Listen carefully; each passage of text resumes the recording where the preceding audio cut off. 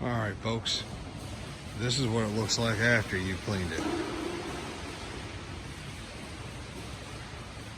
Now, the floor is still wet because it's pretty wet outside. But when you start to have it drying, it's going to have a little bit of a haze to it. Hopefully, it's about a really good idea there of what it's going to look like. Now, we've already gone over this with the pad. And what we're going to end up doing is on the weekends, on Saturdays, as the warehouse function of the project moves into the office, we're going to be running